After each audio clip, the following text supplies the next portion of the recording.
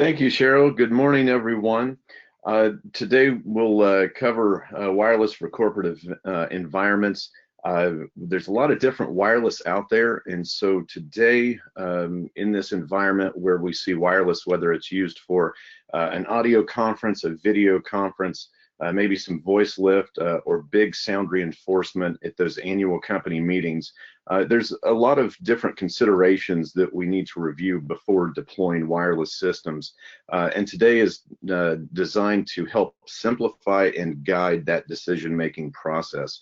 Whether it's during we're going to start with the selection process and then talk a little bit as well about the integration process as well. So let's kick it off here with some of the challenges that we face today in the wireless market. For those of you who may have more of a production background, you're aware that 2020 will mark the next closing phase of the FCC repackaging. And this has been going on for the past several years. We lost 700 megahertz about 10 years ago or so, and now we've relinquished more of the 600 meg. For folks that are not aware of this, this has been traditionally the part of the spectrum that when you got your TV before we all went to cable and broadband, when we had broadcast ABC, NBC, CBS, etc., over the air UHF spectrum, this is where our wireless mics, what we consider to be the sweet spot. And one of the big reasons why they have sold this part of the spectrum off to carriers such as AT&T, T-Mobile, Sprint, is for our increased appetite of RF type devices that are online. And a lot of this is where we find our LTE as well as our LTG, and then our 5 gig that'll be coming very soon as well. However, this part of the spectrum we've always considered to be the sweet spot for wireless microphones.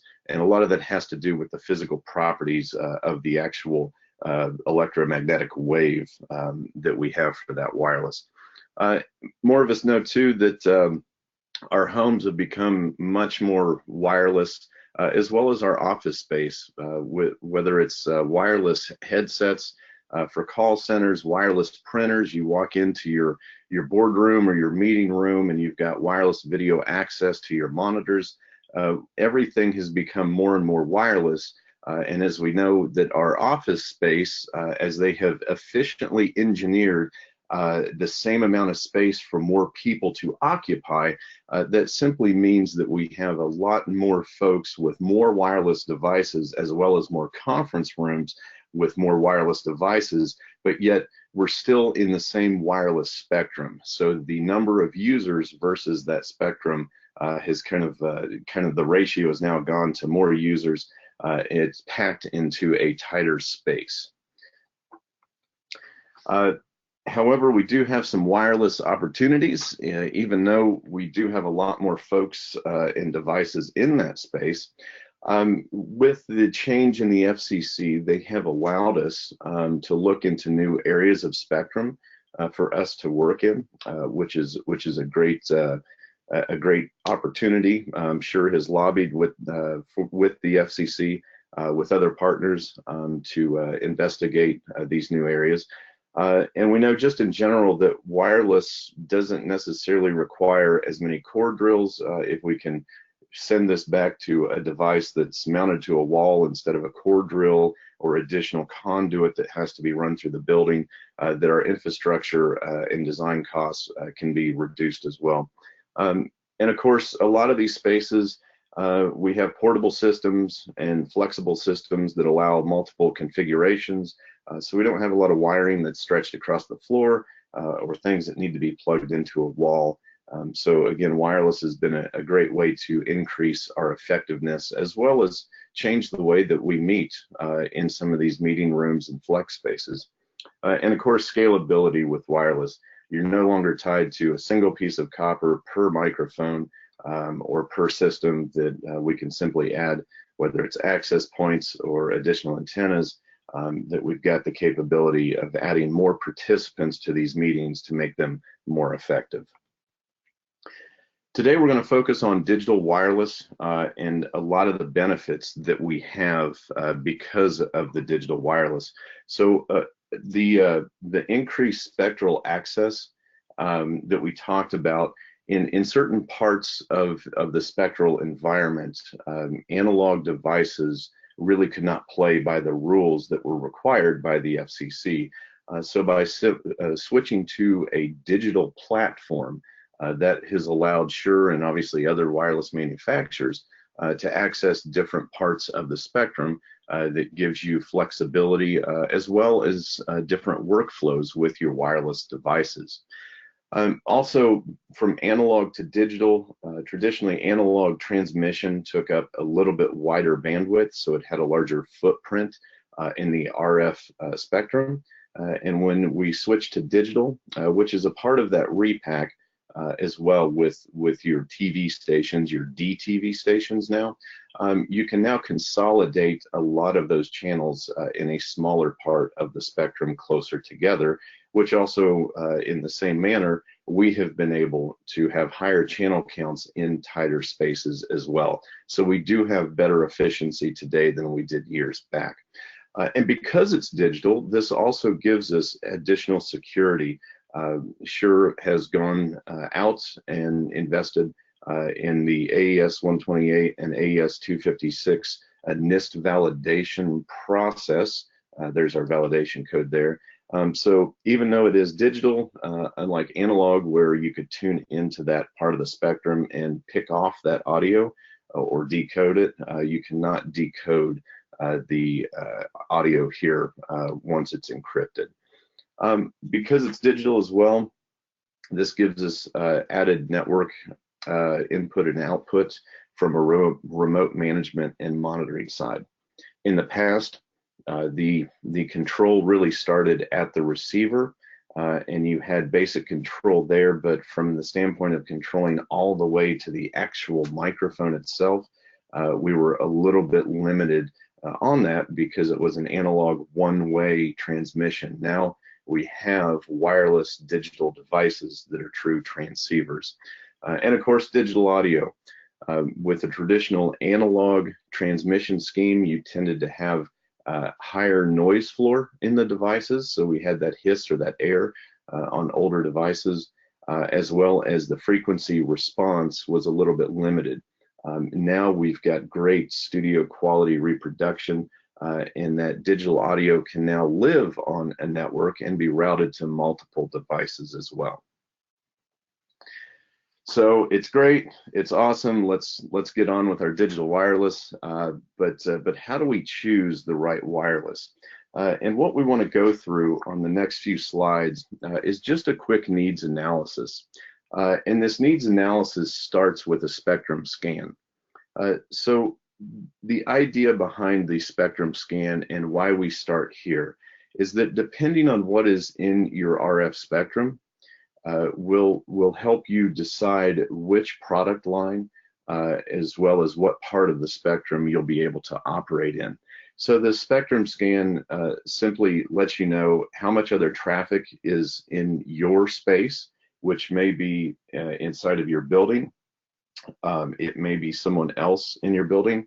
It's going to be, how many channels can I expect to operate? If I have a meeting space where I need 32 microphones, but my spectrum scan says I can only get 30 in there, or maybe 20 in there, we may need to look at a different product that operates in a different part of the spectrum, as well as if there's anything that's outside your facility that's not in your control, that you may have RF that potentially could interfere with you.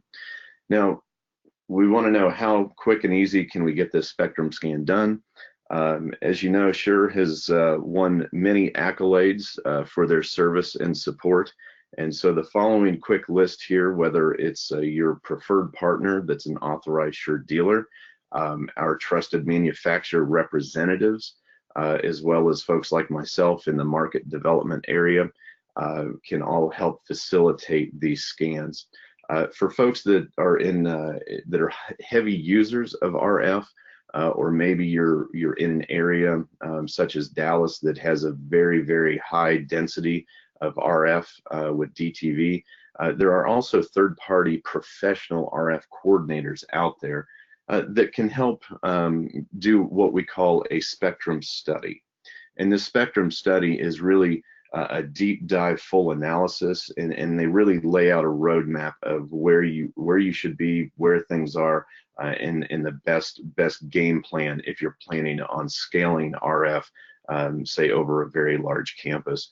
And these folks, they're the ones behind the scenes that you never really see, but they do the coordinations at large events such as, like, say, the Super Bowl, Grammys, CMA Fest. These are the guys out there that are going to coordinate hundreds of channels of wireless at one time. So the next portion, after we do our spectrum scan, we understand what's in our territory, where we can operate. These 4 topics that we want to consider as we select which wireless product best fits our needs. And their channel count, the usage, the application, and then of course the actual transmitter type. So we'll start here with our channel count. And in channel count, there's a few different categories that we want to look at. And one is total channel count. So when you get started with this process, we want to know how many rooms you have that you want to use wireless in, and then the number of channels of wireless per room. And this gives you your personal total channel count of wireless. The next part of this is, because some of these may share the same airspace, do you need to have all of these on at one time, or will certain microphones only be used at certain times of the day, which means you may have more spectrum available to you? And of course, proximity. Wireless mics, obviously the same frequency can be used, but if they're in 2 different states, they'll never see each other. If they're in the same room, they're going to cause issues. So we want to know how close all of these rooms are located together. And then of course, finally, building wireless. A lot of times we'll have folks that may call or contact us, and security walks in and they're at the CEO's boardroom, and their radio might be operating on a frequency, say, close to the wireless mic for the presentation inside. The microphone drops, but yet technician goes out, can't seem to recreate the problem. The airspace looks clean. So it's things like this that we also want to be aware of, whether it's facilities, operations, security, or maybe even a call center that's located on a floor above or below. The next topic for consideration is our usage. And this really pertains to end users support, the setup of the room. In a self-service scenario, we need wireless microphones that maybe we don't need, we don't want folks to have to change batteries. We want folks to pull them off chargers and they turn on automatically. Maybe we're in a managed space, and that really doesn't matter, because we'll have a technician that comes in to set the room up for us, turn the microphones on, test them, and that way the end users just simply walk in, sit down at the table, and begin their meeting. And then kind of a hybrid of that would be a remote managed, where we still need devices that are on the network and accessible to technicians to either monitor or maybe even go as far as manage that meeting by turning those microphones on, off or out of a standby mode. Those types of considerations play into which devices we want to put in these rooms as well. Our third topic is application, and this speaks more to the space, and the space is really how it plays into 2 parts. One, how big is the space, because RF transmission in different parts of the spectrum transmit efficiently and effectively at different lengths, as well as how the room is used. So here in a flex space, as we all know, it may be a multi-purpose space to some folks. What types of meetings are we doing in here? Are we doing presentations? Are we doing, a more of a collaborative event? Are we doing audio conferencing? Do we need voice lift in this room? And then, of course, that configuration of the room, which way they're seated, how the tables are laid out. All of that plays into which mic, as we'll see next, you may need for that room. And then of course, training room. Is this a lecture type presentation where it's just simply one or two microphones? Or is this more of a collaborative or modern day training room where you actually need microphones for students? Maybe they're doing a distance learning between two different areas. And we might actually need to cover the students as well so that they can speak and listen from a far end perspective. Or maybe we need to ingest this for future online recordings that allows us to hear what the questions were from the students. Our meeting rooms, as we know, we've got all sorts of different meeting rooms. Is it a boardroom where we need one microphone per person? Is it maybe a medium size or a small size or a huddle or an ad hoc room where it may be quickly reconfigured by the participants to meet their needs, and they need to grab a mic and put it on a table, maybe put it on a seated chair somewhere. So how are they using the rooms? How many mics do they need per room? And then of course, mission critical. If a board member, a CEO, are they doing town halls? Are they broadcasting or streaming? Are we doing live marketing events that may be a rollout of, say, for an auto manufacturer, a new car where they invite the press into the room and they're getting their feed from your system?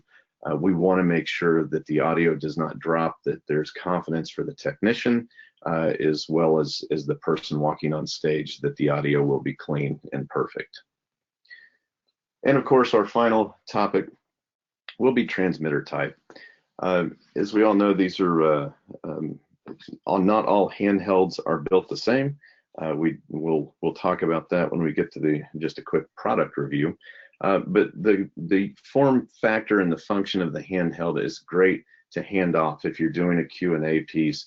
If you have a presenter, multiple presenters where they're handing it off to each other. And it's great for big rooms as well. You typically see handhelds in a large sound reinforcement setting. However, you also see headset lapels in this same setting.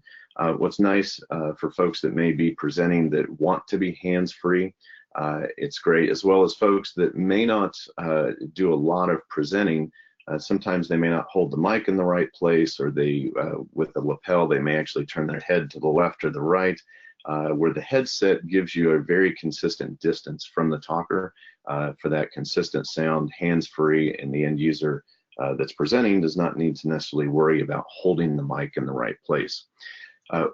Boundary mics, we tend to see more in the conference setting. They're nice, they're low profile, they look great on video, and they can cover a few talkers at one time. Gooseneck microphones, it's great in case you do have a lot of noise on the table, or it's a meeting where there are laptops, and that gooseneck will give you the ability to get that mic element above the laptop screen. It decouples extra noise from the table, and it also gives talkers a target. They know where that mic is at, so if they do want to speak up and add comments to the meeting, they know exactly where to talk into. So in a few short minutes here, we have just covered the whole needs analysis. So these are the basic things to cover when you're thinking about adding wireless mics to your system as a long-term focus. So now that we understand kind of the questions to ask and the things to evaluate, we'll quickly look at some of the differences. And so here we've got MXCW, and this has been designed, it operates, you'll notice there with all these products, this is in the 2.4 and 5 gig spectrum, but it operates mainly in the 5 gig DFS, which is a separate part of the 5 gig spectrum that is not licensed as Wi-Fi. But this is a really unique system that allows you in spaces that are larger conference spaces, or maybe a large portable space. It's got a built-in speaker with the mic. It also has voting and advanced participant controls. So this gives someone like a chairman or maybe a technician full control of turning microphones on and off for for folks that are participating in the meeting, such as delegates. And it's a self-managed wireless system. So if the participants are comfortable with the system, they don't need a technician to turn mics on and off. It manages its own wireless frequencies. So if something happens to come in to the frequency it's on, it switches to another frequency. You never have to worry about it. Of course, it's a scalable system of up to 125 meeting participants. Of course, it's encrypted, and you quickly turn it on, and as quick as you can turn the units on, within 60 seconds, they lock on to the access point for a quick deployment. Our next piece is MXW. Now, this operates below the frequency spectrum of your MXCW. This is in a deck band, which is 1.92 to 1.93. Now, this wireless device was specifically designed for conference-minded applications in small, medium, and some large in conference rooms as well. Because of the frequency spectrum that it operates in, it gives us the ability to transceive. So just like MXCW with MXW, I don't have the speaker or some of the voting and delegate controls, but what I do have built in is advanced remote control. So I can remotely turn these mics, mute them on and off from a distance. So it allows a technician or a controller, or say somebody that's in a technical call center, to monitor and manage these devices remotely. We also have a very high channel count of 40 in a standard mode, and if we go to a high density mode, we can get up to 80 channels in one area. And the other nice part too is it's scalable from the standpoint of a 2-channel for, say, a classroom where a handheld and a body pack might be used, a 4-channel, say, in a medium-sized conference room, and then 8 channels for a medium to a large-size room. And of course, it carries the encryption as well. Moving into more traditional wireless, as we know, we've got QLXD. QLXD is really that practical price digital wireless to get us into smaller and medium rooms. We see a lot of QLXD in some of the training rooms, as well as classrooms. It's easy to use. You do have to tune this one, so it is not self-managed per se like the previous two, where they will find their own frequencies and adjust as traffic comes in and out of the spectrum. However, in UHF, there is a different way that folks transmit, so it's a little more stable, and there's less things that just hop around in UHF. You can remote monitor battery life. The microphones themselves, the transmitters, will actually transmit back the data of audio signal, as well as your RF level, as well as your battery life back to the receiver. So you do have the ability to remote monitor, but you don't necessarily have that advanced management all the way out to the transmitter. These are sold in single channel systems. They can be encrypted. They don't have to be encrypted. And one of the differences is that this one, compared to other ones, it operates at a lower power as well. So it's not meant to be used for large spaces. As we step up to ULXD, which is very similar to QLXD, it is a higher power. You do have the ability to purchase it in larger channel counts, and those larger dual and quad channel counts will give you that Dante digital audio. So if you are creating a digital network, this allows you to put this wireless device on that network, which sometimes saves you a few dollars. Instead of having to isolate small systems, you can create a larger framework infrastructure to route all of the audio to one place for processing, instead of having to build out smaller isolated systems. Again, high channel count on both of these devices. In a single small 6 meg channel, we can do up to 17 in a standard, and up to 40 roughly in a high definition mode as well. We would consider this a professional grade wireless as well. It has other features that if you're doing more of a medium or large room space usage, that it may assist in that over the QLXD as well. By the way, these two devices operate in VHF, UHF, and the ISM band. So again, VHF, for those that remember, the lower channels up to I think 13 on your TV, that we operate in that lower part of the spectrum. The UHF concurrently, and then ISM is actually up in a 900 meg range as well. So you got a few different options based on your spectrum. This may be a great flexible piece. And then of course we get to Axient Digital. And Axient Digital is our high-tier professional wireless. I jokingly comment that if the person that you hand this microphone to or body pack has the capability of firing you immediately on the spot if it drops out, you may want to give them Axient Digital. This is designed for those mission critical applications. Very large spaces, the CEO, the board members, the folks that walk out to present in front of large crowds that may be doing a broadcast stream globally, that may be doing a large kickoff for, whether it's IPO meetings or the big annual meeting. This is going to be the wireless that you will want to give to them. This also has the widest tuning bandwidth of all of our wireless. So we currently have roughly 470 to 608, which is what is legal in the UHF spectrum in the United States. We also have a couple additional devices that we can add to this suite of the Axient Digital product in order to provide automatic backup frequencies. So if they are to walk out to an event where maybe you have press or you have other folks that walk in with their own wireless microphones, and someone is to fire up, say, their wireless mic on their camera rig, this will actually change frequencies by simply seeing that interference and then selecting a new frequency and reprogramming the microphone and the receiver simultaneously within milliseconds. So it's a great system that has full remote monitor and control as well. You can also get very high channel count of the system, not only because of its spectral efficiency, but also the amount of spectrum that it covers. And of course, it's encrypted as well. So for private meetings that may be whether healthcare or financial, we can encrypt that audio to ensure that it stays only within that room.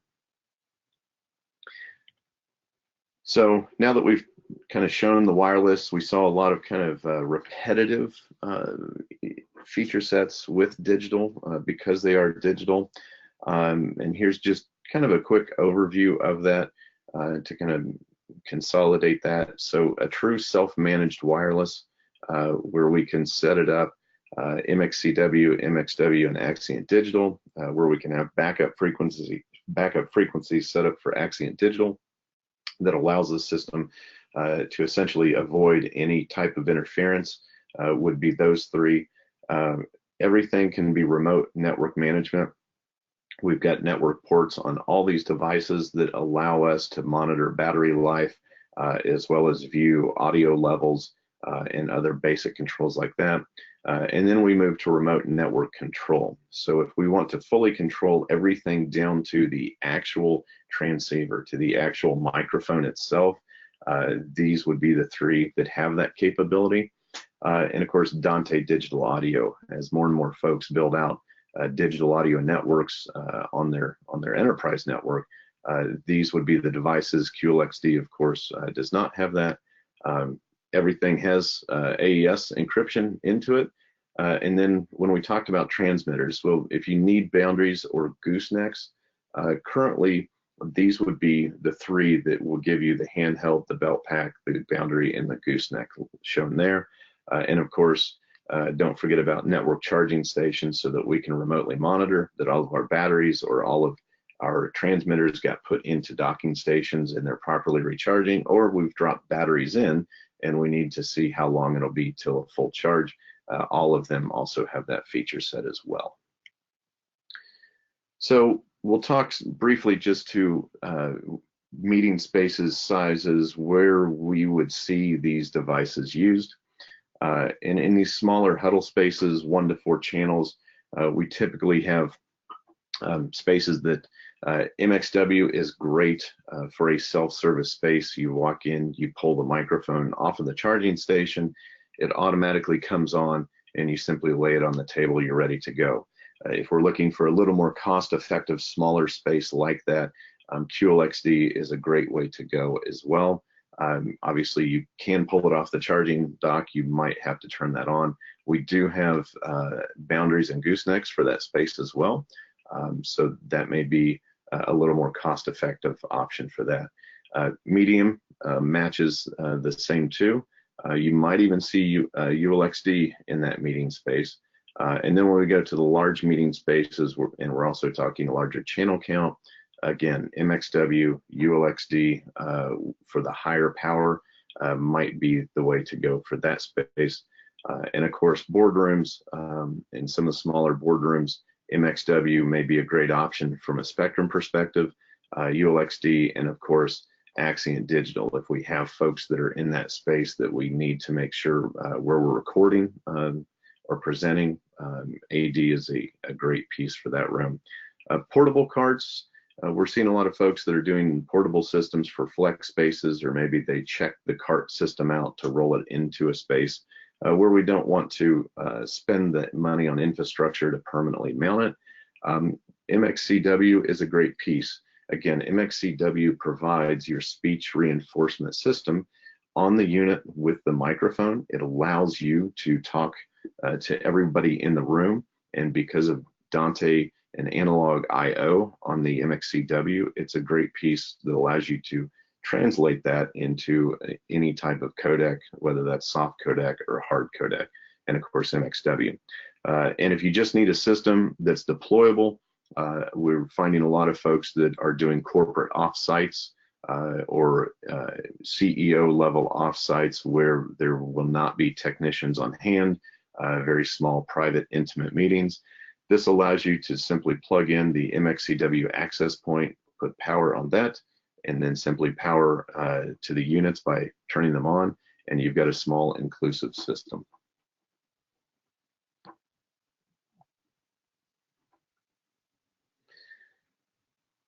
So another couple other usages here. Classroom training room, again, MXCW could be a good piece if it's a modular classroom. Point out multi-purpose areas, again, MXW. And then of course, when we get down to the bottom, as we discussed as well, one piece that we did not talk about is outdoor and open area. A lot of folks may have large gathering spaces outside where they may have portable carts that they'll run out to there with speakers, and folks come out and give speeches or MC, and they want to be able to walk around this space. This is where Axient Digital shines as well. It gives you really robust receive capability and allows you to ensure that anybody that takes the mic anywhere in that area will be picked up without loss of audio. So we've talked about some product and talked about how we pick our product and picking the right product for the environment. However, sometimes there are other issues, environmental issues, where we have problems with wireless. And it's not the product itself. The mic works, the receiver works, but in order to get the microphone to feed into the receiver, sometimes we'll have design issues with room design where folks prefer not to see antennas out in the room. So they hide antennas in the rack. They hide antennas inside of a closet somewhere, which reduces the capability of the receiver to receive the microphone. So when we talk about room design, some things to be aware of. We really want to maintain line of sight when we look at our room design, and of course cabling distances. As folks consolidate DSPs and consolidate AV down to maybe a single closet for a whole floor, we really need to be aware of those distances as well as the cable that's necessary for that. We've got plenty of resources online, but this is something that we'll talk about here in a couple minutes as well, how to design that. But these are the types of things where you'll walk into a facility, they say my wireless mic's not working, and the wireless mic is actually working great. The problem is the back end where they've hidden receivers, all the antennas, excuse me, behind metal walls or in racks, etc., and that reduces the pickup. And of course, technology application. We've installed our mics, we've installed our antennas. Our antennas are line of sight. I can see my antenna.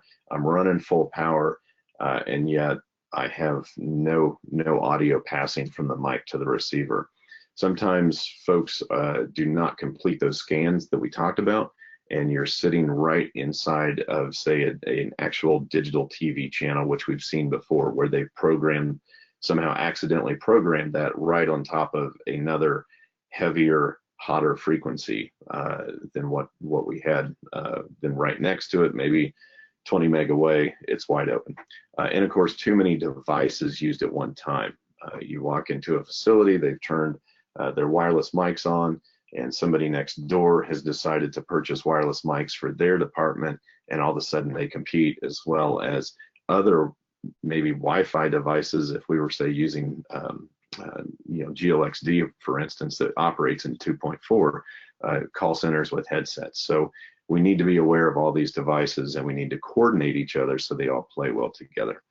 And of course, the third is the human factor. A lot of folks where they have audio, but it's garbled, they sound distant, and somebody has taken one wireless microphone, they've stuck it at the head of the table. Bob sounds great, and he's sitting 3 feet from the mic, but Jane is 20 feet at the other end of the table, and they can't hear her. Understanding that the microphones need to be placed around the table so that you're equidistant from these mics for a consistent pickup. And of course, sometimes we'll get folks that come in, they make maladjusting settings where the mic's not working. I know what I'm doing. I do audio for my church, so I'll just change this one frequency, and now maybe it has actually impacted 3 other microphones that get turned on. Technology trepidation. Folks are scared to touch the gear. They're scared to touch the mics and not interact with it comfortably and confidently, so they push the mic away. They mute the mic, they get it as far away as possible from them.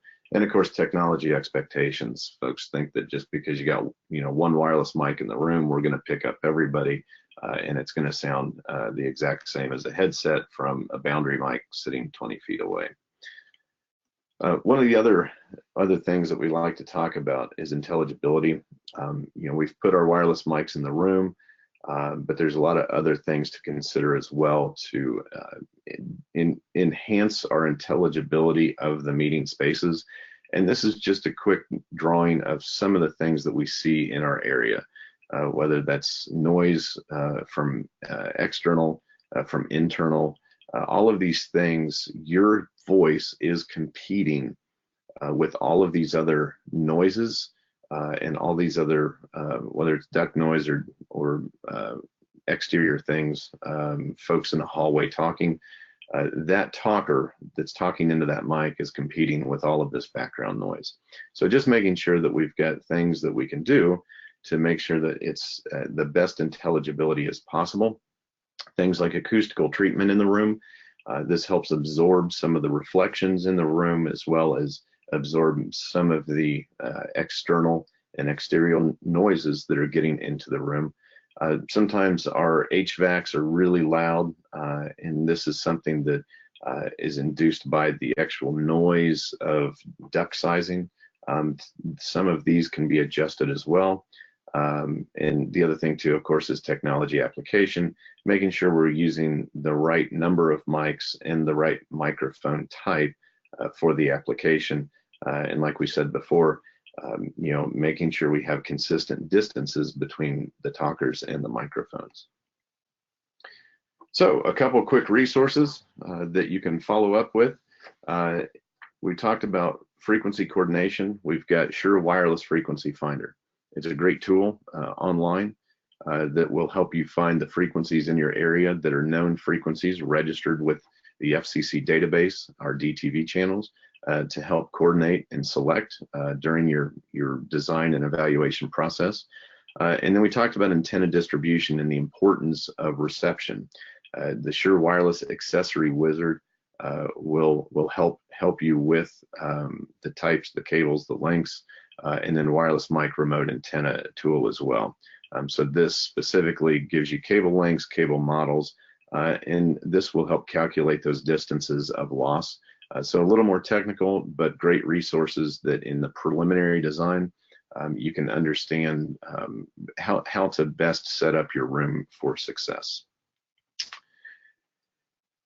And this is just an example of what you can do. I went in here and I plugged in say 6 channels of ULXD, so that's 24 channels of wireless.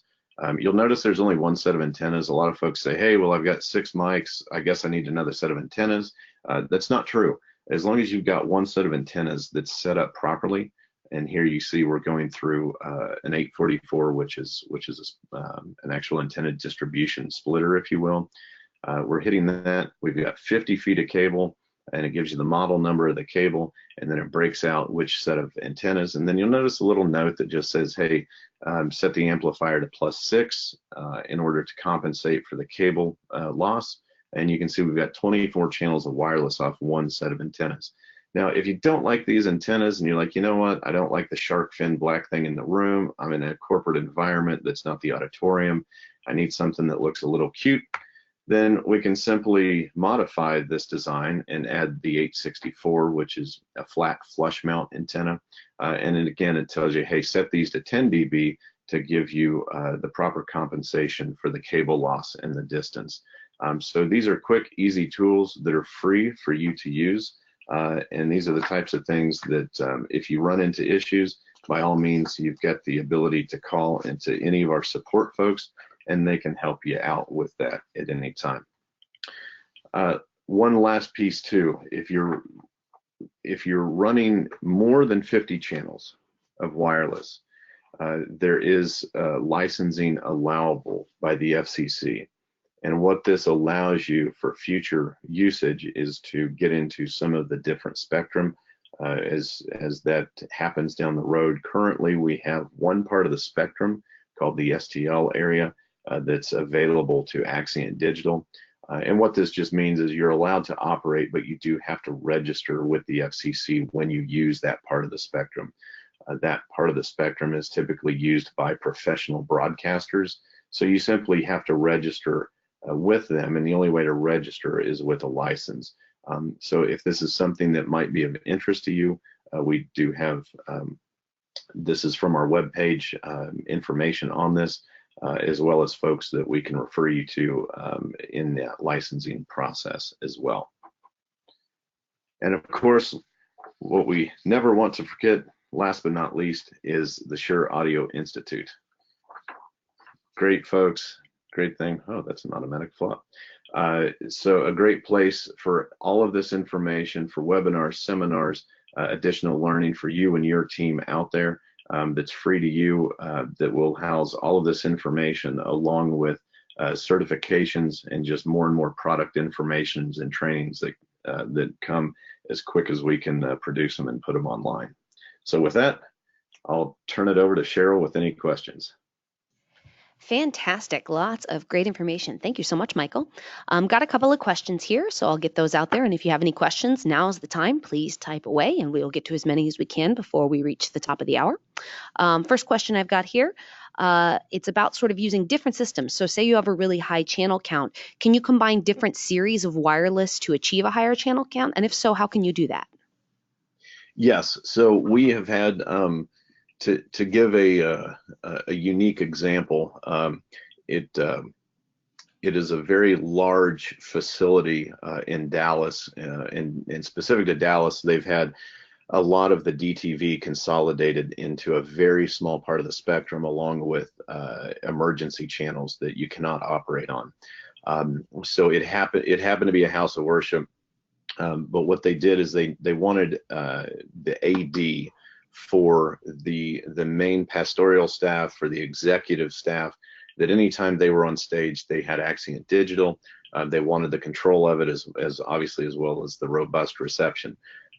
They then utilized ULXD within the same portion of that spectrum to achieve that. So AD covers the whole spectrum, so they're using that in one part. They're using ULXD in another part of that spectrum, and then they had breakout rooms, conference room, youth areas that were actually in a basement area, and they used VHF in those rooms as well. So they're achieving their total channel count by using the VHF spectrum as well. They actually also had some QLXD, which is GLXD, which is in 2.4 in some isolated areas. So they were actually using about 3 different parts of the spectrum to achieve the overall channel count that they needed. Fascinating. All right, awesome. Next question, talking about antennas and wanting to hide them and get them out of the way, can you put an antenna above acoustical ceiling tiles? You can, as Shure is always going to recommend best practices.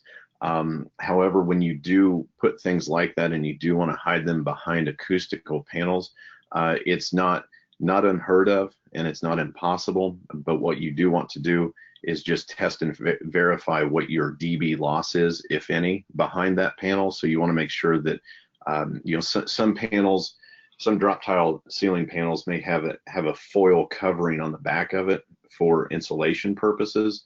So you just want to test and verify the difference between below ceiling and above ceiling, and of course not to mount that close to other steel and not to strap it to the actual T-bar itself. You want to have it as far away from any other metallic item, within, like, say, a 14 or 18-inch sphere around that mic. The other thing too is, if you're going to mount those above it, just pay attention to the pickup pattern on that antenna. Make sure that if it's like, say, one of the little rubber ducky or halfways that come with it, that half-wave antenna, the tip of it is the null point and the pickup is around it. So just make sure that when you mount it as well, that it's aimed right. Great. All right. Next question is kind of about cascading wireless and doing that sort of antenna distribution. For example, with ULXD, how many receivers should be added to a cascade? Is there a general best practice there? Yes, cascade best practice is 2. Great. That can be from distribution as well. So as you saw in that example, we had 1/844 cascaded down to the first quad, and then 1 quad was cascaded to the second quad. Fantastic. All right. Well, I believe that wraps up all the questions we've got. If you didn't get a chance to ask your question, or if another one pops in your head about this or any other sort of audio topic, you can always send an email to support@shure.com. That's support@shure.com. We have a great team of applications engineers that can answer almost any audio question you've got. So please feel free to email them at support@shure.com. We want to thank you so much for joining us today. We hope you learned a little something. I know I sure did. And we hope to see you on the next one. Have a great day, everybody.